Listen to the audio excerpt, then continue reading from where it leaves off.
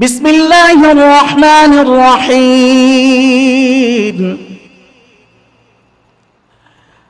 ওয়াল্লাহু ইউহিব্বুত তাওয়াবিন ওয়া ইউহিব্বুল মুতাতাহহিরিন।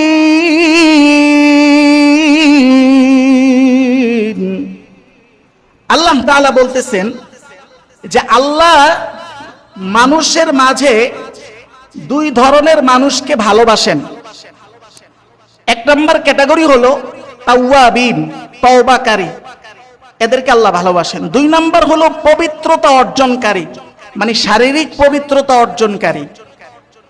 খেয়াল করলে দেখবেন এই দুই গ্রুপই কিন্তু পবিত্রতা অর্জনকারী। যে তওবা করে, তো তওবাকারী হলো অন্তরের পবিত্রতা অর্জনকারী, আর মুতাতাহহিরিন আরেকজন হচ্ছে শরীরের পবিত্রতা অর্জনকারী। তার মানে আল্লাহ পবিত্রতা অর্জনকারীদেরকে ভালোবাসেন। পড়েন সুবহানাল্লাহ। আমরা আলোচনায় ছিলাম যে এই পবিত্রতা অর্জনের ক্ষেত্রে আমরা আল ইস্তিনজা এই শব্দটার সাথে পরিচিত। আমরা অনেকে মনে করি ইস্তিনজা মানে পায়খানা প্রস্রাব করা, অর্থটা ভুল। ইস্তিনজার মূল অর্থ হলো পায়খানা প্রস্রাব করার পরে আমরা যে পবিত্রতা অর্জন করি, এইটার নাম হলো ইস্তিনজা। আমি বুঝাইতে পারছি? এইটার নাম হলো ইস্তিনজা। তো আমরা আলোচনায় ছিলাম যে ইস্তিনজায় যাওয়ার পরে ইস্তিনজায় থেকে আল্লাহর নাম উচ্চারণ করা বেয়াদবি, করা যাবে না। এটা আমরা গত 2 সপ্তাহ আগে আলোচনা করেছিলাম। এবং পাশাপাশি ইস্তিনজায় এমন কোন জিনিস নিয়ে যাওয়া যাবে না যেটার মধ্যে প্রকাশ্যে আল্লাহ বা তার রাসূলের নাম লেখা আছে। দলিল হইল নাসাই শরীফের হাদিসে সিরিয়াল নাম্বার হইল 19। হযরত আনাস, যিনি রাসূলুল্লাহর 10 বছরের খাদেম ছিলেন, তিনি বর্ণনা করেন। দেখেন তিনি কি বলেন। উনি বলেন,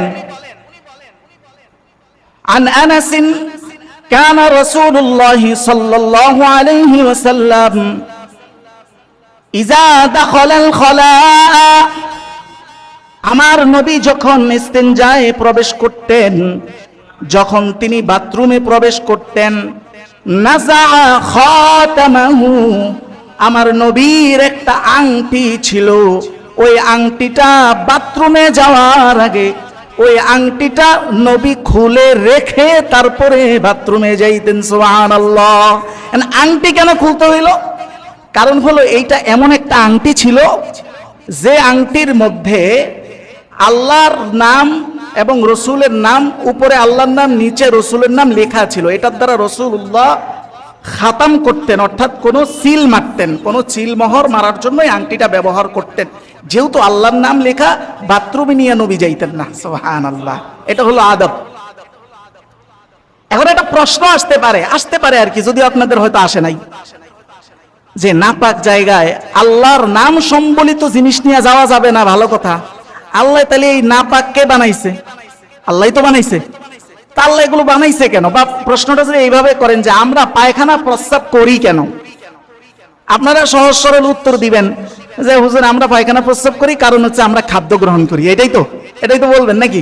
তা আমি যদি উল্টা প্রশ্ন করি যে জান্নাতীরাও তো খাদ্য গ্রহণ করবে কি না? আমাদের চেয়ে আরো কম না বেশি? কিন্তু তাদের তো কোনো পায়খানা প্রস্রাব নাই। তাহলে খাদ্য গ্রহণ করাই কিনা পায়খানা প্রস্রাবের আসল রহস্য না? যদি এটাই হইতো তাহলে তো তারা করে না কেন? তাদের পায়খানা প্রস্রাব নাই কেন? আচ্ছা, জান্নাতীর যে পায়খানা প্রস্রাব নাই, এটার দলিল কি? এটার দলিল হলো সহিহ মুসলিমের একটা হাদিস, হাদিস নাম্বার 2834 নং হাদিস। রাসূলুল্লাহ বলেন, জান্নাতীদের বর্ণনা দিতে গিয়ে উনি বলেন, লা ইয়াবুলুন, যারা জান্নাতের অধিকারী হবে, আমার নবী বলেন জান্নাতীরা লা ইয়াবুলুন, জান্নাতীরা প্রস্রাব করবে না। ওয়ালা ইয়াতাগাওয়াতুন, জান্নাতীরা মলত্যাগ করবে না। ওয়ালা ইয়াতফুলুন, শুধু মলত্যাগ আর প্রস্রাব এটাই না, বরং জান্নাতীদের জিহ্বার মধ্যে কোনো থুতু থাকবে না। থাকবে কি? বলে জান্নাতীদের মুখ থেকে শুধু একটা জিনিসই বের হবে, আর তা হলো সুগন্ধি। সুবহানাল্লাহ, শুধু সুগন্ধি বের হবে।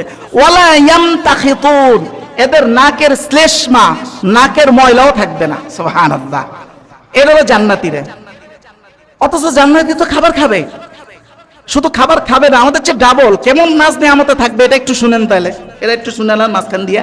সূরা দোখান আয়াত 51 থেকে 57, এই 7টা আয়াতে আল্লাহ খুব চমৎকার ভাবে জান্নাতীদের অবস্থা বর্ণনা করেছেন। আল্লাহ বলেন,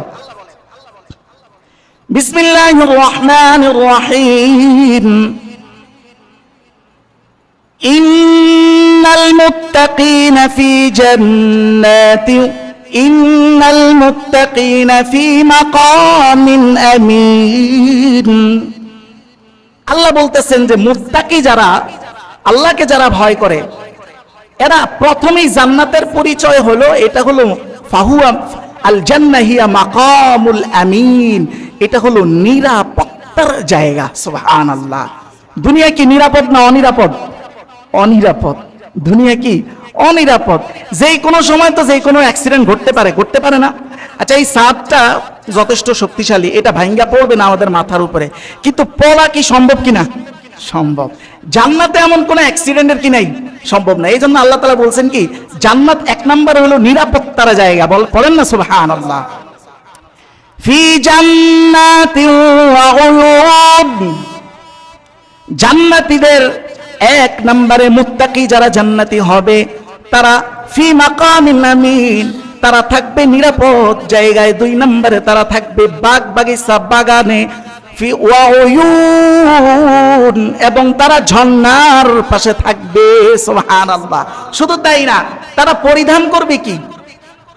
কি পরিধান করবে? আল্লাহ বলতেছেন, ইয়ালবাসুনা মিন সুদুসিন ওয়া ইস্তাবরাকিন মুতাকাবিলিন। আল্লাহ তাআলা বলেন, জান্নাতীরা পরিধান করবে, জান্নাতের কাপড় হবে রেশমের কাপড়, মোটা রেশম, পাতলা রেশম, রেশমের কাপড় পরবে। মুতাকাবিলিন, তারা পরস্পর মুখামুখি বসে আলাপচারিতা করবে, কোনো পেরেশানি তাদের থাকবে না। সুবহানাল্লাহ, এটা হলো জান্নাতীরা। শুধু তাই না, আল্লাহ তাআলা এরপরে বলতেছেন, কাযালিকা, ঠিক এভাবে, এই যে কথাগুলো বর্ণনা করলাম ঠিক এভাবেই, কাযালিকা ওয়া যাওয়াজনাহুম বিহুরিন আইন। আল্লাহ তাআলা বলেন, এইভাবেই তাদেরকে স্বচ্ছ চক্ষু বিশিষ্ট হুরদের সাথে বিবাহ করিয়ে দেওয়া হবে। সুবহানাল্লাহ, স্বচ্ছ চক্ষু বিশিষ্ট হুরদের সাথে বিবাহ পড়ানো হবে, বিবাহ বন্ধনে আবদ্ধ করে দেওয়া হবে। এরপরে আল্লাহ তাআলা বলেন, ইয়াদউনা, তাদের যখন যেটা মনে চাইবে শুধু অর্ডার দিবে। ইয়াদউনা ফিহা বিকুল্লি ফাকিহাতিন আমিনিন।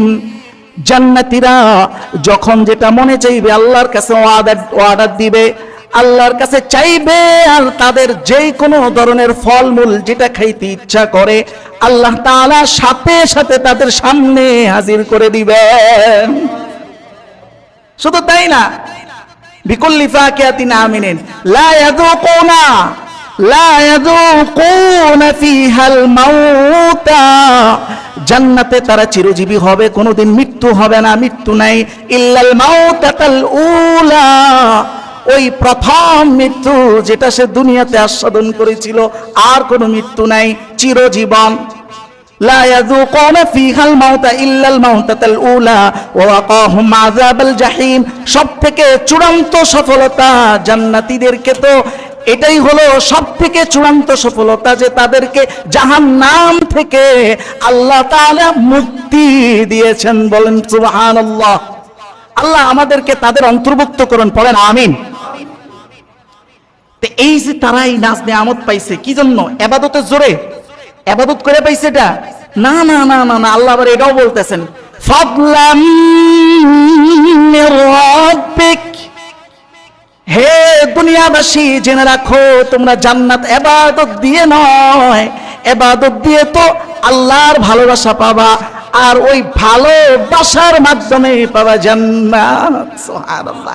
আর এটাকে আল্লাহ তাআলা বলছেন যালিকা হুয়াল ফাউজুল আযীম, এটাই হলো সবচেয়ে বড় বিরাট সফলতা। বলেন না আল্লাহু আকবার। এটাই হলো সবচেয়ে বড় সফলতা। এখন আমগো দেখবেন এক ধরনের ভিজা সুফি আছে, এরা বলে জান্নাত লাগবে না, চাই না কি জানি জাহান্নামকে ভয় পাই না, চাই না জান্নাত, এই কি জানি একটা গজলের মতো করে বলে, আমি তো এগুলো পারি না। এই যে কথাগুলো, এগুলো হচ্ছে একদম মূর্খতাপূর্ণ জাহালাতপূর্ণ কথা। কেন? আল্লাহকে না পাই আপনি জান্নাত পাইবেন কোত্থেকে? হ্যাঁ বলে যে আমার জান্নাত লাগবে না, জাহান্নাম লাগবে না, শুধু আল্লাহকে লাগবে। আরে আজব! আল্লাহ সংজ্ঞা দিচ্ছে যে এটাই হলো সবচেয়ে বড় সফলতা, জান্নাত পাওয়াটাই হলো সবচেয়ে বড় সফলতা। সে আল্লাহর উপর দিয়ে আরো বড় সফলতা খুঁজতেছে। নাউজুবিল্লাহ। এটা তো পুরো জাহালাত, মানে মূর্খতা ছাড়া কিচ্ছু না। আর আপনি একটা জিনিস দেখেন, চেয়ারম্যানকে যদি আপনি না পান, বরাদ্দ পাইবেন? চেয়ারম্যান মেম্বাররা বিভিন্ন বরাদ্দ দেয় না? আপনি যদি ওনার সাথে যোগাযোগই না হয়, সাক্ষাৎই না হয়, আপনি বরাদ্দ পাইবেন? আগে তো ওনারে পাইতে হবে। তো যে জান্নাত পাইছে সে আগে আল্লাহকে পাইছে। বলেন না সুবহানাল্লাহ। যে জান্নাত পাইছে মানে আল্লাহকে পাওয়ার, এটা পরের স্টেপ। সে কয় জান্নাত লাগবে না, আল্লাহ লাগবে। এটা কি ধরনের কথা হইল? তো এবার মূল কথায় আসি। কি জানি প্রশ্ন করছিলাম? এই যে জান্নাতীরা খাবার খায় কিন্তু জান্নাতে পায়খানা প্রস্রাব নাই, আমরা খানা খাই, আমাদের দুনিয়াতে পায়খানা প্রস্রাব কেন? এটার কারণ কি?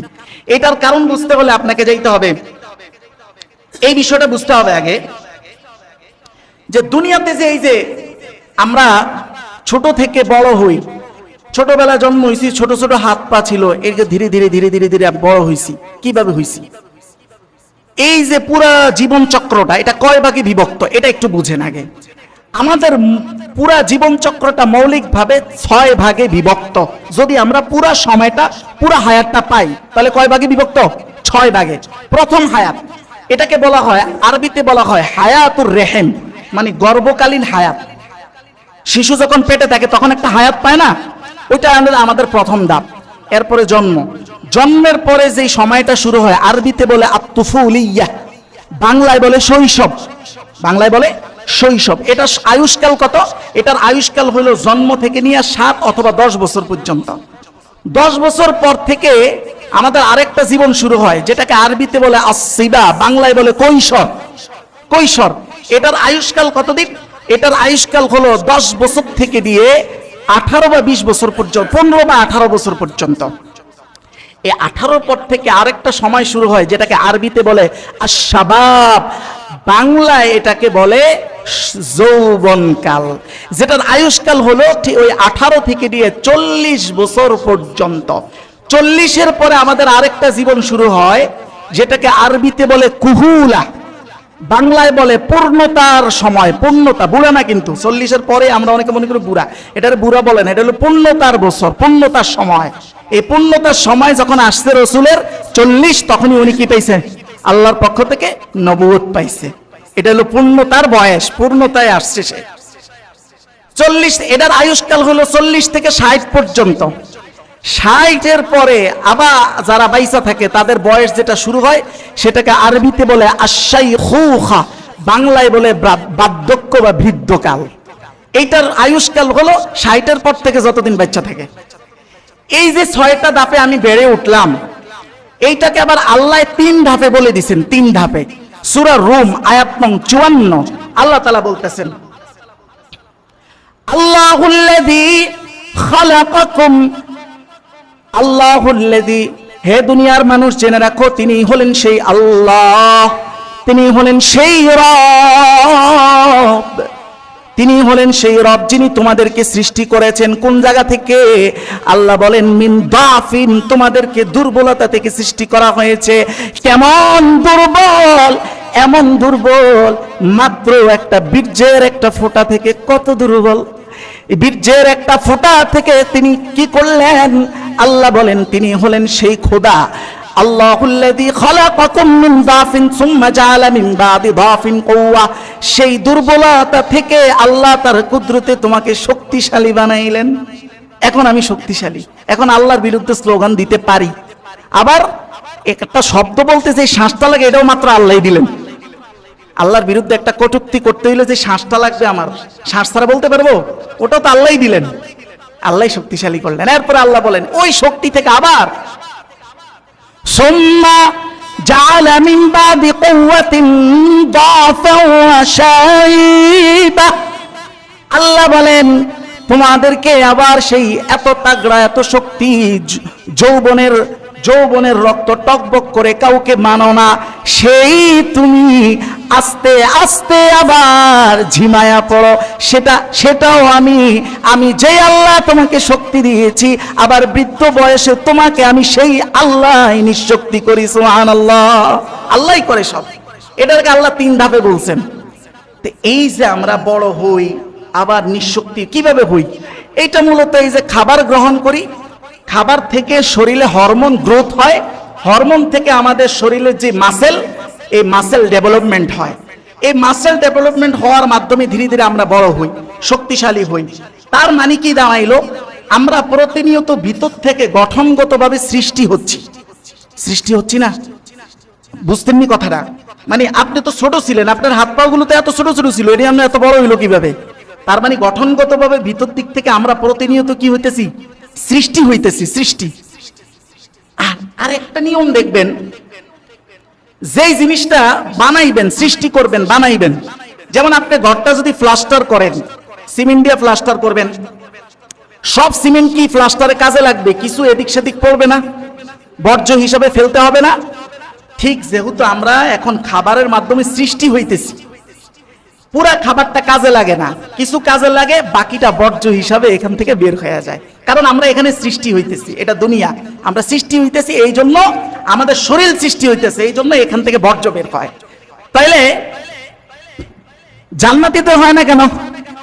কারণ দুনিয়া হলো পরীক্ষার হল, আর জান্নাত কি?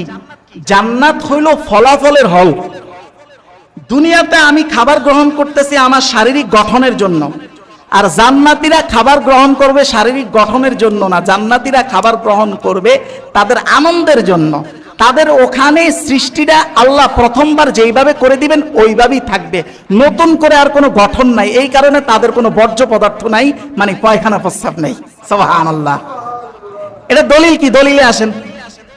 সহিহ মুসলিমের হাদিস ওটাই, 2834 নং হাদিসের শুরু দিক দিয়া রাসূলুল্লাহ বর্ণনা করেন। কি বলেন? একটু চমৎকার কথা শুনেন। আল্লাহ রাসূল বলতেছেন, আউয়ালু জুমরাতিন তাদখুলুল জান্নাতা, প্রথম যেই দলটা জান্নাতে যাবে, আমার নবী বলেন উম্মত, তাদের চেহারা কেমন হবে জানো? আমার নবী বলেন তাদের হবে আলা সূরাতিল কমারি লাইলাতুল বদরি, পূর্ণিমার রাত্রে চাঁদ কেমন ঝলঝল করে, চাঁদ যেমন আলোকিত, জান্নাতের প্রথম দলের লোকগুলোর চেহারাটা ওই পূর্ণিমার চাঁদের মতো ঝলঝল করবে। বলেন সুবহানাল্লাহ, চাঁদের মতো ঝলঝল করবে। এরপর রাসূল বলেন কুল্লুহুম আলা খালকি রাজুলিন ওয়াহিদ, রাসূল বলেন এরা প্রত্যেকেই একজন ব্যক্তির চেহারার কাটিং এ হবে। কোন সেই ব্যক্তি? কার কাটিং এ হবে? সবাই, আমার দুনিয়াতে একজনের চেহারা এক এক রকম না, জান্নাতীরা সবাই এক চেহারার হবে। কার কাটিং এ? রাসূল বলেন আলা সূরাতি আবিহিম আদম, তাদের পিতা হযরত আদমের চেহারার কাটিং এ হবে তারা। সুবহানাল্লাহ, চেহারার কাটিং এ হবে। কেমন লম্বা হবে এটাও বলতেছেন রাসূল, 60 জিরান। আমার নবী বলেন হযরত আদমকে আল্লাহ তাআলা যখন সৃষ্টি করেছেন কত হাত লম্বা ছিল? আল্লাহ নবী বলেন আদম লম্বা ছিল মোট হইল 60 হাত। বলেন আল্লাহু আকবার, 60 হাত। প্রত্যেকটা জান্নাতি ঠিক আদমের মতো 60 হাত লম্বা হবে। সুবহানাল্লাহ। শুধু তাই না, জরদুন মুরদুন বিনুন, আল্লাহর নবী বলেন ওগো আমার উম্মত, জানো যারা জান্নাতে যাবে তারা চিরকুমার হবে, চিরকুমার, কোনোদিন বৃদ্ধ হবে না। সুবহানাল্লাহ, চিরকুমার। মুরদুন, তাদের দাড়ি থাকবে না। দুনিয়াতে দাড়ি আছে, জান্নাতে কিন্তু দাড়ি থাকবে না। কথা বুঝে আসছে? জান্নাতে কি থাকবে না? দাড়ি থাকবে না, একদম ফ্রেশ কন্ডিশন। আল্লাহ নবী আর পরে বলতেছেন কান্নাহুম মুখাল্লাকুন, তাদেরকে একসাথে দাঁড় করিয়ে দেখলে মনে হবে কান্নাহুম মুখাল্লাকুন মিখলাকান ওয়াহিদা, তারা যেন সকলে এক ছাঁচের তৈরি। জোরে বলেন না সুবহানাল্লাহ। সব যেন এক ছাঁচের তৈরি। তাহলে এখান থেকে কি পাইলাম? জান্নাতে গঠন নাই, যে গঠনে দিবে ইনক্লোজড, এই গঠনেই থাকবে। যেহেতু তৈয়ার নাই, গঠন নাই, এই জন্য বর্জ্য পদার্থ নাই। দুনিয়াতে যেহেতু আমরা তৈয়ার হইতেছি, এই জন্য বর্জ্য পদার্থ আছে। এটা হলো এটার রহস্য। তা আল্লাহ এই দুনিয়ার এই যে জীবন চক্রটা বানাইলেন, কেন বানাইলেন? এটার একটু উত্তর আল্লাহর কাছে জিগাই। এটার উত্তর আল্লাহ দিয়েছেন সূরা মুলকের 2 নং আয়াতে। আল্লাহ বলেন, তাবারাকাল্লাযী বিয়াদিহিল মুলক ওয়া হুয়া আলা কুল্লি শাইইন কাদির আল্লাযী খালাকাল মাউতা ওয়াল হায়াতা লিয়াবলুয়াকুম আইয়ুকুম আহসানু আমালা ওয়া হুয়াল আজিজুল গফুর। আল্লাহ বলেন, আমি এই হায়াত এবং জীবন, এটার অর্থ হলো পুরা জীবন চক্র আমি বানাইছি একমাত্র একটা জিনিস দেখার জন্য, যে তোমাদের মধ্যে আমলের দিক থেকে কে উত্তম, এইটা দেখার জন্য আমি এটা বানাইছি। এই সার্কেলটা বানাইছি আমি এই জন্য। এই যে বৃদ্ধ হয়ে যায়, ও আরেকটা কথা প্রশ্ন আসতে পারে যে খাবারে যদি বড় হয় তো বৃদ্ধকালেও তো খাবার খায়, এটা একটা প্রশ্ন আসতে পারে, জানি না আপনারা আসছেন তো তখন কেন শক্তি পায় না? তখন কারণ হইল খানাটা তখন বেশিরভাগই আর কাজে লাগে না। দুনিয়াতে খাবারটা কাজে লাগে না, বেশিরভাগটাই বর্জ্য পদার্থ হিসাবে যায়। হরমোন গ্রোথ বন্ধ হয়ে যায়, মাসেল শুকায় যাইতে থাকে। এই মাসেল শুকাইতে শুকাইতে সে জীর্ণ শীর্ণ হয়ে যায়। এটা আল্লাহ তাআলাই করেন, একটা বয়সের পরে আর এটা কাজে লাগে না।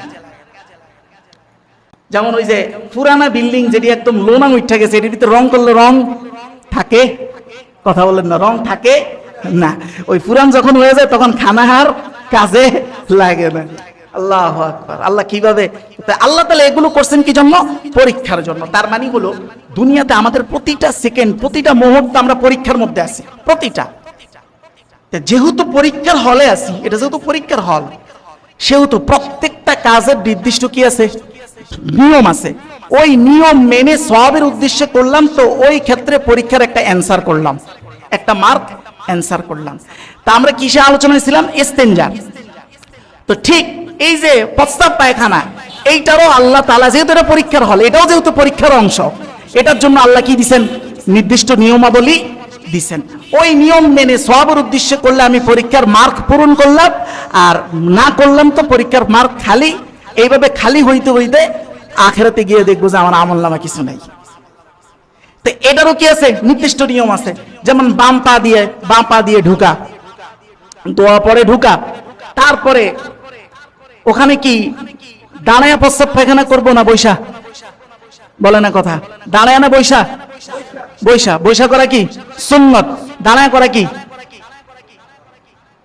আমরা অনেকে মনে করি যে এটা হারাম। এটা হারাম পুরোপুরি না, কারো কাছে মাকরুহে তানজিহ, কারো কাছে তাহরিমি। পুরো হারাম কেউ বলে না, মাকরু বলছে। দাঁড়ায় করাটা মাকরু। আচ্ছা, এই যে মাকরুই ধরলাম, মাকরুই, হ্যাঁ, দাঁড়ায় করা যেটা মাকরু বললাম, অথচ বুখারীর এক হাদিসে পাওয়া যায় রাসূলুল্লাহ এক সময় দাঁড়ায় পেশাব করছেন।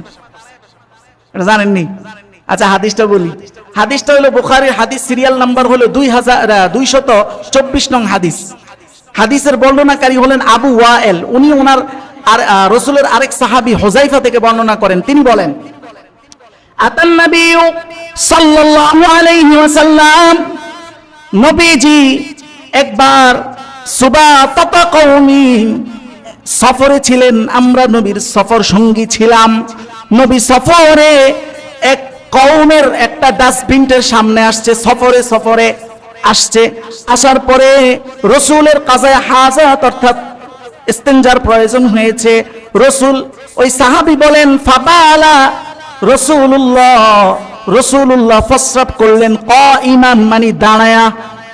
রাসূলুল্লাহ কি কেমনে প্রস্রাব করলেন? ওখানে দাঁড়ায়া প্রস্রাব করলেন। তারপরে সাহাবী বলতেছেন, ফাদা বিমাইন, আমাকে বললেন, এরপরে আমাকে বললেন পানি আনতে। ফাজিতুহু বিমাইন, আমি ওনার কাছে পানি নিয়ে আসলাম। ফাতাওয়াদ্দা রাসূল, এরপর ওযু করলেন। হাদিস এখানে শেষ। তাহলে এখন রাসূল দাঁড়ায় পেশাব করছেন, আর আমরা বলি যে দাঁড়ায় পেশাব করা মাকরু। এটার কারণ কি? আচ্ছা, এই হাদিসের উত্তরটা শেষে দিব। আগে আসেন মাকরু যে এটার বিষয় কিছু হাদিস খুঁজে বের করি। প্রথমে তিরমিজি শরীফের একটা হাদিস দেখেন। হ্যাঁ, তিরমিজির পৃষ্ঠা নং 13 নং পৃষ্ঠা একটা হাদিস আসছে। হাদিসটার বর্ণনাকারী হলেন হযরত ওমরের ছেলে অর্থাৎ ইবনে ওমর। উনি বলেন, হযরত ওমর বর্ণনা করেছেন। কি বর্ণনা করেছেন? হযরত ওমর বলেন, রাআনিন নবী সাল্লাল্লাহু আলাইহি ওয়াসাল্লাম ওয়া আনা বুলু কাইমান, হযরতে ওমর বলেন, তখন ইসলামের প্রারম্ভিক সময় আমরা সব শিখি নাই। হযরতে ওমর দাঁড়াইয়া পেশাব করতেছেন, দেখেছেন রাসূল, দেখে বলেছেন, ইয়া ওমর লা তাবুল কাইমান, হে ওমর আর দাঁড়াইয়া পেশাব করিও না। ওমর বলে, ফামা বলতু বাদু, আমি এরপর থেকে জীবনে কোনোদিন নবীর এই আদেশের পরে আমি কোনোদিন দাঁড়ায় আর পেশাব করি নাই। সুবহানাল্লাহ। তো এই হাদিস থেকে পাইলাম দাঁড়ায় পেশাবের বিরুদ্ধে, পাইলাম কিনা? আরেকটা হাদিস দেখেন, এই সিরিয়ালে আরেকটা হাদিস হযরত ইবনে মাসউদ থেকে। হযরত ইবনে মাসউদকে রাসূলুল্লাহ কি বলছেন? ইবনে মাসউদকে বলেছেন, ইন্না মিনাল জাফাই আনতাবুলা ওয়া আনতা কাইম। হে ইবনে মাসউদ, নবী বলেন, ইবনে মাসউদ বলেন, আমাকে নবী বলেছেন, হে ইবনে মাসউদ, দাঁড়ায়া পেশাব করাটা হলো সবথেকে বড় শিষ্টাচার বিরোধী কাজ। তাহলে এখানেও পাইলাম দাঁড়ায়া পেশাব করার বিরুদ্ধে। আবার তিরমিজির 12 নং পৃষ্ঠায় তো আরেকটা হাদিস হযরত আম্মাজানের থেকে, মানে মারাত্মক কথা, গরম হয়ে বলছেন। কেমন কথা? হযরত আম্মাজান আয়েশা রাদিয়াল্লাহু তাআলা আনহা বলেন, উনি বলেন, মান হাদ্দাসাকুম আন্নান নাবিয়্যা সাল্লাল্লাহু আলাইহি ওয়াসাল্লাম কানা ইয়াবুলু কাইমান ফালা তুসাদ্দিকুহু।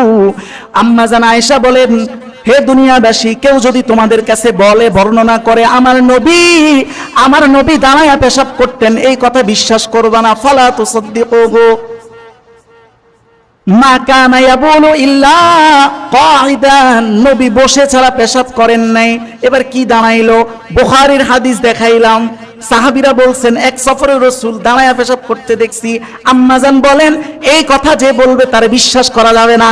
এখন হাদিসটা কেমন এমন হয়ে গেল না যে একটা আরেকটার বিপরীত দাঁড়ায় গেছে? এমন হয়ে গেল না, একটা বিপরীত দাঁড়ায় গেছে। এটা সমাধান কি? সমাধান হলো দুইজনই সত্য কথা বলছে, দুইজনই। সাহাবীরা যেটা বলছে এটাও সত্য, আম্মাজান আয়েশা যেটা বলছে এটাও সত্য। কেমন সত্য, কিভাবে সত্য, এটা একটু ফয়সালাটা শুনেন। ওই প্রথম হাদিসটার কারণে ইমাম আহমদ ইবনে হাম্বল ফতোয়া দিছিলেন যে দাঁড়ায় পেশাব করা জায়েজ। ওই যে প্রথম যে হাদিসটা জায়েজ মনে করি না, মাকরুহ মনে করি, কেন এটা শুনেন। আম্মাজান আয়েশা যেটা বলছেন এটার অর্থ হলো নবী অভ্যাসগতভাবে কখনো দাঁড়ায় পেশাব করতেন না, কিন্তু সফরে যেটা ঘটছে এটা আম্মাজান আয়েশা দেখেন নাই। আর ওটা কেন ঘটছে ওটাও সত্য কথা। কেন ঘটছে এটা সমাধান আছে। ইমাম বাইহাকির লিখিত কিতাব আস-সুনানুল কুবরা এর 1 নং খণ্ড 102 নং পৃষ্ঠায় হাদিস আনছে উনি। এটা সমাধানে হাদিস আনছে। কি হাদিস?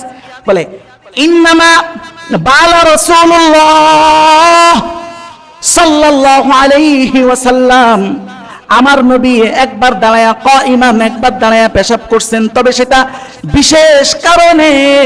ইমাম বাইহাকি বলেন ওই বিশেষটা কারণটা হলো লিজুরহিন কানা ফি মাবাদিহি, আমার রাসূলের হাঁটুতে একটা ব্যথা পাইছেন, আঘাত পাইছেন।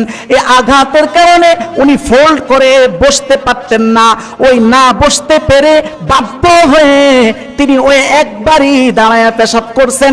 অতএব এই হাদিস দাঁড়ায়া পেশাব করার দলিল না। কথা কি বুঝাইতে পারছি? এটা এইরকম সমস্যা যে আপনিও পড়েন তাহলে করবেন, সমস্যা নেই, ওজরের তো কোনো কি নাই, মাসালা নাই। কিন্তু অধিকাংশ হাদিসে রাসূলুল্লাহ দাঁড়ায় পেশাব করার বিরুদ্ধে বলেছেন এটা মাকরুহ, শিষ্টাচার বহির্ভূত কাজ। আল্লাহ আমাদেরকে এই কাজ থেকে সবাইকে বিরত রাখুন। সবাই বলি আল্লাহুম্মা আমিন। তাহলে হাদিস বুঝলাম, সমাধান বুঝলাম, বুঝলেন তো নাকি? আচ্ছা, এবার আসেন দাঁড়ায় পেশাব করার কিছু সায়েন্টিফিক ক্ষতি বলি। সায়েন্টিফিক বিজ্ঞান, চিকিৎসা বিজ্ঞান কি বলে এটা একটু শুনি। বর্তমান আধুনিক চিকিৎসা বিজ্ঞান দাঁড়ায় পেশাব করার 1 নম্বর ক্ষতি হিসাবে তারা যেটা বলে সেটা হলো, কেউ যখন দাঁড়ায় পেশাব করে তখন তার ফেলভিক ফ্লোর, এই পেশি যে আছে পেশি, এই পেশিগুলো পুরোপুরি শিথিল হয় না। এই শিথিল না হওয়ার কারণে দাঁড়ায় যে পেশাব করে তার পরিপূর্ণ পেশাবটা নিষ্কাশন বা বের হবে না। কিছু না কিছু পেশাব, এদিকে খেয়াল করেন, কিছু না কিছু পেশাব ভিতরে থেকে যাবে। তো ভিতরে পেশাব থেকে গেলে একটা ক্ষতি। 2 নাম্বার হলো দাঁড়ায় পেশাব করলে তারা বলে যে প্রেসার অন দা প্রোস্টেট, মানে পেশাবের যে মূত্রনালী গ্রন্থি আছে এইটার উপরে একটা বিশেষ প্রেসার পড়ে, যেটা বৈশা করলে এটা পড়ে না, দাঁড়ায় করলে পড়ে। 3 নাম্বার কথা হলো এই পেশাব পুরোপুরি নিষ্কাশন না হওয়ার কারণে ভিতরে এক ধরনের বিষাক্ত পদার্থ থেকে যায়, যে বিষাক্ত পদার্থের কারণে মূত্রনালীতে সংক্রমণ হওয়ার সম্ভাবনা থাকে। এরপরে আরো তারা যেটা বলেছে সেটা হলো শুধু এমন না, এখানে এমন কিছু পদার্থ থাকে এগুলো জমতে জমতে এক সময় কিডনিতেও পাথর হইতে পারে। রহমাতুল লিল আলামিন ওহির মাধ্যমে এই সব কিছু জানতেন, এজন্যই তিনি বারবার দাঁড়ায় পেশাব করার বিরুদ্ধে কথা বলেছেন। বলেন না সুবহানাল্লাহ। সবকিছু তিনি জানতেন। এটা হলো সায়েন্টিফিক ক্ষতি যেটা আমি ব্যাখ্যা করলাম। আবার দাঁড়ায় পেশাব করার আরেকটা বড় ক্ষতি আছে। সেই ক্ষতিটা হলো দাঁড়ায় পেশাব করলে পেশাবের সিটা আপনার গায়ে আসার অনেক বেশি সম্ভাবনা থাকে, অনেক বেশি। এখন পেশাবের সিটা গায়ে আসলে সমস্যাটা আবার কি? এই এক নম্বর আখেরাতের সমস্যাটা আগে শুনি। আখেরাতে কি সমস্যা? আখেরাতের সমস্যাটার হাদিস বুখারীর বর্ণনা, হাদিসের সিরিয়াল নাম্বার 216 নং হাদিস। রাসূলুল্লাহ বলেন, আব্দুল্লাহ ইবনে আব্বাস বলেন, আমরা একবার রাসূল আমাদেরকে নিয়ে যাচ্ছেন দুইটা কবরের মাঝখান দিয়া। উনি এভাবে বলেন আরবিতে, হাদিসটা হলো এরকম, মাররান নবিয়্যু সাল্লাল্লাহু আলাইহি ওয়াসাল্লাম বিকবরাইনি, আমার নবী দুইটা কবর হয়ে যাচ্ছিলেন, যাওয়ার সময় হঠাৎ থমকে দাঁড়ালেন, রাহমাতুল লিল আলামিন বলে উঠলেন, ইন্নাহুমা ইউআযাবানি, এই দুই কবরবাসীকে আল্লাহ তাআলা শাস্তি দিতেছেন, এদের শাস্তি হইতেছে, নাউজুবিল্লাহ বলেন, এদের শাস্তি হইতেছে। কে দেখতেছেন? রাহমাতুল লিল আলামিন। কে দেখাইতেছেন? আল্লাহ তাআলা দেখাইতেছেন। নবী একবার বলছিলেন, আমি তোমাদেরকে কবরের আযাব দেখাইতাম, কিন্তু আমার আশঙ্কা হয়, আল্লাহর কাছে বইলা দেখাইতাম, আমার আশঙ্কা হয় তোমরা এগুলো একবার দেখার পরে আর মানে কোনো দুনিয়াতে কোনো কর্মই করবা না, মানে সমস্ত কর্ম ছাড়িয়ে দিবা, শুধু ইবাদতের দিকে চলে আসবে, এই ভয়ে আমি তোমার কবরের আযাব দেখাই না। তো নবী দেখতেছেন ইন্নাহুমা ইউআযাবান, এদের দুইজনের কবরে আযাব হইতেছে। নবী দেখলেন আযাব হইতেছে, তবে আযাবের কারণ হিসেবে নবী বললেন, মা ইউআযাবানি ফি কাবীরিন, বড় কোনো কারণে তাদের আযাব হইতেছে না। ওগো নবী, তাহলে কোন কারণে আযাব হয়? নবী দুইটা কারণ বললেন। এক নাম্বার বললেন, আম্মা আহাদুহুমা, এদের একজনের কবরের আযাবের কারণ হলো দুনিয়াতে যখন এই ব্যক্তিটা জীবিত ছিল তখন লা ইস্তাতিরু মিন বাউলিহি, সে পেশাবের সিটা থেকে নিজেকে বাঁচাইয়া রাখতো না। বলেন না নাউজুবিল্লাহ। এই জন্য কবরের আযাব। কবরের আযাবের এক নম্বর কারণ হলো পেশাবের সিটা থেকে নিজেকে বাঁচায়া না রাখা। এটা হলো এক নম্বর, এক কবরের বিষয়। আরেক কবরে কি আযাব হইতেছে? নবী বলেন, ওয়া আম্মাল আখার, অপর কবরে আযাব হইতেছে, ওইটার কারণ হলো ফাইন্নাহু ইয়ামশি বিন নামিমা, এই ব্যক্তি যখন দুনিয়াতে ছিল এই ব্যক্তি ছিল সগলখোর। বুঝেননি? এনের কথা হেনে লাগায়, এনের কথা হেনে লাগায়, এইভাবে শুধু কথা লাগানি নিয়ে হাঁটতো, চলতো। দ্বিতীয় কবরের আযাবের কারণ হলো চগলখড়ি। তাহলে এক নাম্বার কারণ হলো পেশাব থেকে নিজেকে মুক্ত না রাখা, দুইটাই নাপাক। একটা হলো বাহ্যিক নাপাক, আর চগলখড় হইলো দিলের নাপাক। কথা বলেন ঠিক না বেঠিক? কথা বলেন না ঠিক না বেঠিক? দুইটাই নাপাক। এই দুই নাপাকি থেকে যে নিজেকে না বাঁচাইলো সে কবরের আযাবের সম্মুখীন হবে। বরং এই দুইটাই হলো কবরের আযাবের সবচেয়ে বড় কারণ। আল্লাহ এই দুই কারণ থেকে আমাদের প্রত্যেকটা মানুষকে, নিজেকে, প্রত্যেকটা মানুষ যেন আমরা নিজেকে মুক্ত রাখতে পারি। সবাই পড়ি আল্লাহুম্মা আমিন। এবার আসেন, এটা তো আখিরাতের ক্ষতি শুনলেন, তো দুনিয়ার ক্ষতিটা কি? এই পেশাবের সিটা আসলে সায়েন্টিফিক ক্ষতি আছে কিছু। বিজ্ঞানীরা বলে যে পেশাবের মধ্যে ইউরিয়া, অ্যামোনিয়া নামে এক ধরনের পদার্থ আছে বিষাক্ত। সচরাচর যদি আপনার গায়ে পেশাবের সিটা পড়ে, এই পদার্থগুলোর কারণে আপনার অ্যালার্জি হওয়ার অনেক বেশি সম্ভাবনা থাকবে। এক নাম্বার ক্ষতি।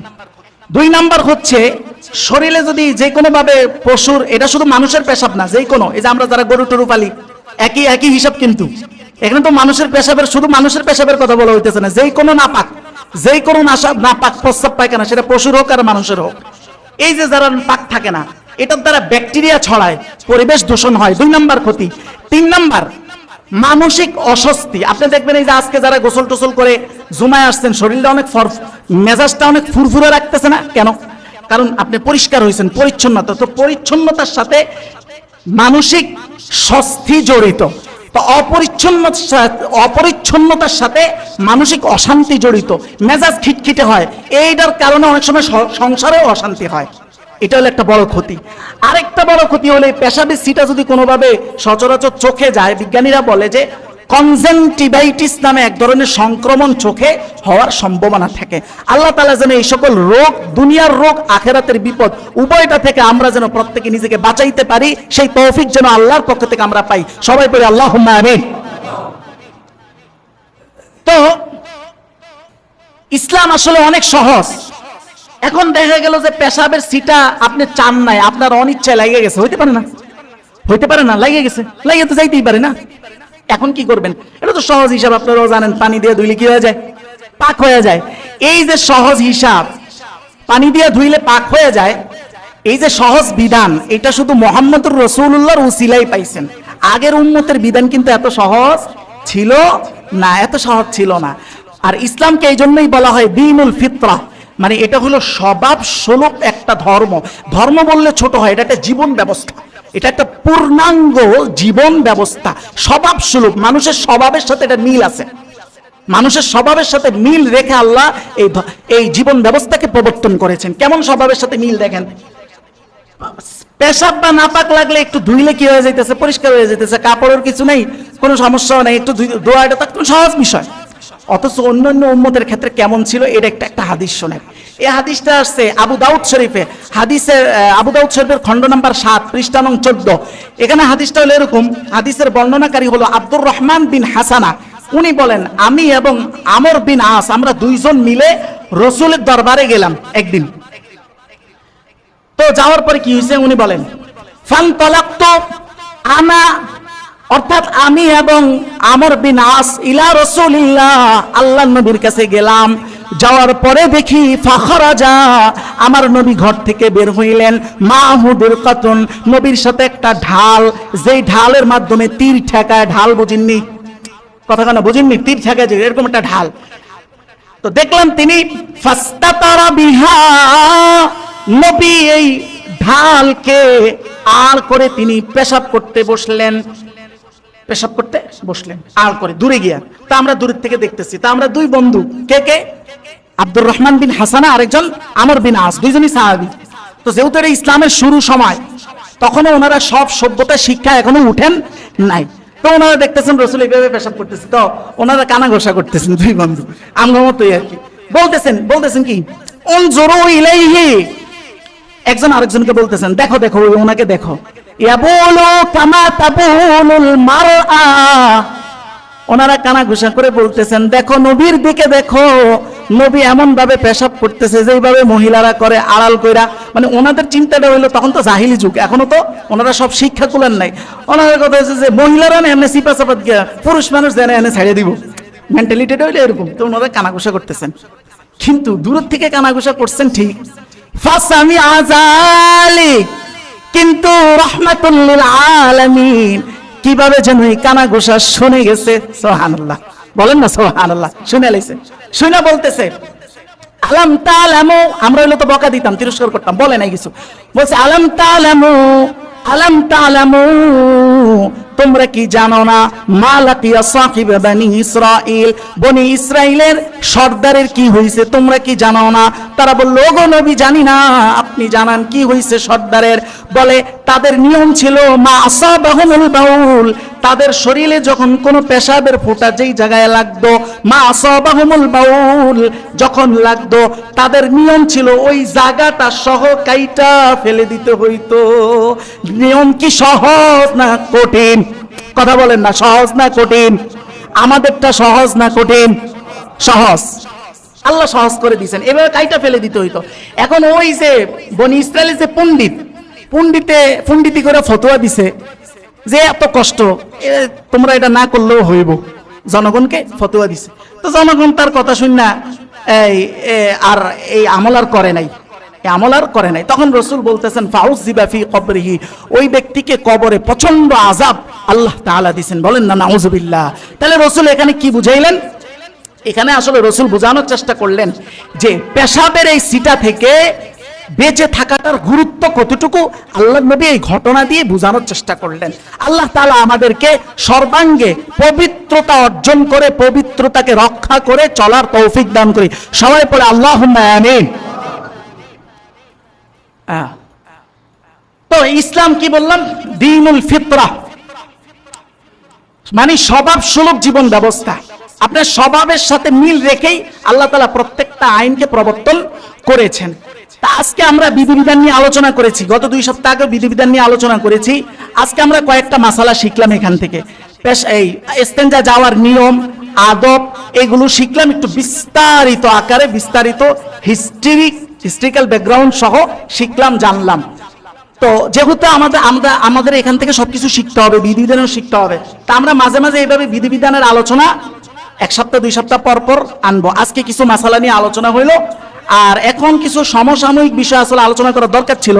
তা আমরা দেখি আগামীতে যদি রিজিক হয়, সুযোগ হয়, তাহলে আমরা সমসাময়িক বিষয়গুলোতে আলোচনা করবো। আপনারা অলরেডি জানেন যে অনেক সমসাময়িক 2-3টা বিষয় খুব জটিল আকার ধারণ করছে। এই বিষয়গুলো সম্পর্কে কোরআন হাদিসের দৃষ্টিতে আপনার বিশ্লেষণ সেটাও আপনাদের শোনার হক আছে, জানার হক আছে, জানার দরকার আছে। এটা আমরা সামনে করবো। তো আজকে তাহলে একটু সমসাময়িক বিষয়ের সামান্য একটু বলি, টাচ দিই। তো আমরা বললাম ইসলামটা হলো দীনুল ফিতরা, মানে স্বভাব সুলভ একটা ধর্ম।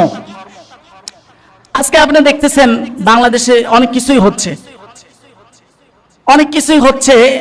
এই বিষয়গুলো নিয়ে আজকে আর কথা আমি উঠাবো না, যেহেতু সময় কম। তবে এর চাইতে আর একটা ভয়ঙ্কর যে বিষয়, সেটা হচ্ছে আমরা এই দিন থেকে সরে যাওয়ার কারণে ধীরে ধীরে যেন চতুর্দিক থেকে আযাব এবং গজব আমাদের দিকে আগে আসতেছে, এটা কিন্তু মনে হচ্ছে। যেমন দেখেন, আজ থেকে আরো কয়েক বছর আগে, যেমন 2023 সালে বাংলাদেশের একজন বড় আলেম, ওনাকে আমরা প্রজ্ঞাবান আলেম মনে করি। ওনার নিজের বক্তব্যে আমরা শুনছিলাম যে উনি অনেক ছোটবেলা থেকেই আশরাতুস সাআহ, মানে কিয়ামতের পূর্বে কি ঘটবে না ঘটবে, এগুলি নিয়ে ওনার বিশ্লেষণ বা থিসিস অনেক বেশি। তো উনি 2023 সালে কথাটা বলছিলেন, যে ভিডিওটা আমি ইদানিং দেখছি, যে 2025 সালে ভারত এবং পাকিস্তানের মধ্যে একটা পারমাণবিক যুদ্ধ হবে। আমি কোরআন হাদিস গাইটা আমার কাছে এমনটাই মনে হয়। এখন এটাও হইতে পারে 19 সালেও কোনো এক বাহিরের সংবাদ মাধ্যম বা বিশ্লেষকরা এমনটা বলেছেন, আর এখন উনি কতটুকু বিবেচনা করে বলেছেন, যাক বলেছেন এটাই শুনছি। তো এখন উনি এত বাস্তবে দেখলাম, এখন তো ঠিকই দেখলাম যে 2025 সালে আইসা কি হলো, যুদ্ধ তো লাগিয়ে গেল। এখন সেটা পারমাণবিক যুদ্ধ পর্যন্ত গড়ায় কিনা সেটা তো আল্লাহ ভালো জানে। তবে আমার এখানে বলার উদ্দেশ্য হলো, উনি আরেকটা কথা ভয়ঙ্কর বলেছেন। সেই ভয়ঙ্কর কথাটা হলো যে এইটার আঁচ বাংলাদেশের উপরে আছড়ে পড়বে। কিভাবে পড়বে? ওনার মতে, ওনার বিশ্লেষণ মতে, উনি ব্যাখ্যা করেন নাই, শুধু বলছেন। এখন ওনার বিশ্লেষণ মতে যে এই যুদ্ধ যদি দীর্ঘায়িত হয়, তাহলে ভারত কাশ্মীরকে হারাবে। তো কাশ্মীর হারানোর পরে দ্বিতীয় কলোনিয়াল এই ভূখণ্ড হিসাবে বাংলাদেশকে কাশ্মীরের মতো তারা ইউজ করার চেষ্টা করবে। এটার সমূহ সম্ভাবনা আছে, মানে আমাদের উপর একটা আগ্রাসন অচিরেই আসবে। এখন আসবে কি আসবে না, এটা তো আল্লাহ ভালো জানে। এটা হলো ওনাদের সামরিক বিশ্লেষকদের বিশ্লেষণ, হুজুরদের বিশ্লেষণ। যাই হোক, বাকি তো সত্যিটা তো আল্লাহ জানে, কিন্তু প্রাথমিকটা তো আমাদের চোখে এখন সামনে ঘটে গেছে। এখন কথা হলো, আমি যে কথাটা বলতে চাচ্ছি সেটা হলো, দেখেন আমাদের দেশে খুব আফসোস লাগে, আমরা দিন থেকে, বিধিবিধান থেকে, ইসলামের যেই কনসেপ্ট, ইসলামের যে ধারণা, মৌলিক ধারণা, এটা থেকে যে কত দূরে, এটা খুব আফসোস লাগে যে আল্লাহ তাআলা আমাদের জন্য শত্রু আর মিত্র যে ডেফিনিশন দিছেন, এই ডেফিনিশন কোটি কোটি মুসলমান জানেই না। বিশ্বাস তো দূরেরই কথা, মানা তো, ওন করা তো দূরেরই কথা, জানেই না। যেমন সূরা মাইদার 85 নং আয়াত আল্লাহ তাআলা চিরজীবনের জন্য একটা শত্রু মিত্র পার্থক্য করে দিয়েছেন। আল্লাহ তাআলা বলেন, লাতাজিদান্না আশাদ্দান নাস আদাওয়াতাল লিল্লাযিনা আমানুল ইয়াহুদ ওয়াল্লাযিনা আশরাকু, যে চিরজীবন যদি তুমি মুমিন হও, যদি তুমি সত্যিকার অর্থে মুসলমান হও, তোমার 1 নাম্বার শত্রু চিরজীবন থাকবে। 1 নাম্বার দলের নাম হলো ইহুদি, যাদের পাশে আজকে নির্যাতিত হচ্ছে গাজার মুসলমান। 2 নাম্বার হলো মুশরিক। মুশরিকের অর্থ হলো যে শিরক করে। শিরকের সবচেয়ে বড় উপাদান, আমি বলেছি, আগেও বলেছি, সবচেয়ে বড় উপাদানের নাম কি? মূর্তি পূজা। আর মূর্তি পূজার সবচেয়ে বড় দেশের পাশে কারা আছে? আমরা আছি। কথা কি বুঝাইতে পারতেছি? এখন এই দেশের কোটি কোটি মুসলমান, তারপরেও নাকি বলে বন্ধু বলে। এখন আমার দুইটাই বিশ্লেষণ। একটা হলো, কেউ যদি মনে করে এরা বন্ধু, আর যদি সে সত্যিকার অর্থে মুসলমান হয়, তাইলে উত্তর হইলো একটা। সেই উত্তরটা হলো সে বন্ধুত্বের নামে ধোঁকা খাচ্ছে। আর যদি বলে না সত্যি আপনার বন্ধু, যদি সত্যি আপনার বন্ধু হয় তাহলে আপনি মুসলমান না, কারণ আল্লাহ বলছেন কোন মুমিনের বন্ধু হবে না। আপনার বন্ধু হয়েছে তার মানে হলো আপনি মুসলমান না। আমরা তো আল্লাহর আয়াত তো মিথ্যা হবে, আমি কি আপনাকে সত্য মনে করব, আল্লাহর আয়াতকে মিথ্যা মনে করব? এই কথা বলেন, আল্লাহর আয়াত মিথ্যা? আল্লাহ যা বলছে এটা সত্য না? এটাই ছিল সত্য, এটাই ছিল সত্য। পদে পদে আমরা এটাই দেখব, এটাই দেখব। এই যে এখন এখন আফসোসের বিষয় হলো যে এই যে আমরা মাঝে মাঝে শুনছি না, দাজ্জালের মাঝখানে কাপেল লেখা থাকবে, এক চোখ কানা থাকবে, কত সিমটম। এত কিছু থাকা সত্ত্বেও কোটি কোটি মুসলমান নাকি বলে দাজ্জালের চিনবে না। এটা তো সত্য। দাজ্জালের আগের দাজ্জাল যারা তাদেরকে তো চিনে না। আল্লাহ বলে রাখছেন শত্রু মিত্র ডেফিনিশন আগে একদম স্পষ্ট সিল মেরে দিছেন। তারপরে কোটি কোটি যেই মুসলমান বলে এরা বন্ধু, তার মানে এই মুসলমান কি আগামী দিনে দাজ্জালকে চিনবে? কথা বলেন, চিনবে? আল্লাহ তাআলা আমাদের অন্তর্দৃষ্টি খুলে দেখ, ইমানের দৃষ্টি খুলে দেখ, যাতে আমরা সত্য মিথ্যার পার্থক্য যেন বুঝতে পারি। সবাই পড়ে আল্লাহুম্মা আমিন। আমরা ইনশাআল্লাহ আগামী সপ্তাহে আরো বিস্তারিত আলোচনা করব। যে যেতটুকু আজকের আলোচনার একটু সামারি বলে দিই। আজকের আলোচনাটা মূলত বিধিবিধান সংক্রান্ত ছিল। আমরা শুরুতে আলোচনা করেছি যে ইস্তেঞ্জার যে আদব এবং পায়খানা প্রস্রাব, পায়খানা প্রস্রাব খাবার আমরা দুনিয়াতেও খাই, আখেরাতেও খাবো, কিন্তু আখেরাতে পায়খানা প্রস্রাব হবে না, দুনিয়াতে পায়খানা প্রস্রাব কেন হবে, এটার বিস্তারিত ডেফিনিশন রহস্য আমরা আলোচনা করেছি। তারপরে আমরা আলোচনায় আসছিলাম যে এইটার আদব নিয়ে, সুন্নত নিয়ে। তো রসুলুল্লাহর বুখারীর এক হাদিস থেকে পাওয়া যায় রসুলুল্লাহ দাঁড়ায়া পেশাব করেছেন, অথচ দাঁড়ায়া পেশাব করা অন্যান্য হাদিসে মাকরু। তো এই দুই হাদিসের মধ্যে বৈপরীত্য আসে, এটা সমাধান কি, এটা সমাধান নিয়ে আমরা আলোচনা করেছি। দাঁড়ায়া পেশাব করার সায়েন্টিফিক ক্ষতি কি, এটা নিয়ে আলোচনা করেছি। তারপরে এই পেশাবের সিটা আমাদের শরীরে আসলে আখেরাতের ক্ষতি কি, সায়েন্টিফিক ক্ষতি কি, এটা আলোচনা করেছি। সর্বশেষ ইসলাম হলো আমাদের স্বভাব সুলভ একটা ধর্ম, এটার উপর আমরা আগামী সপ্তাহে আলোচনা করব। যে যেতটুকু আলোচনা শুনেছি আল্লাহ যেন প্রতিটা আলোচনাকে আমলে রূপান্তর করে। আমরা সবাই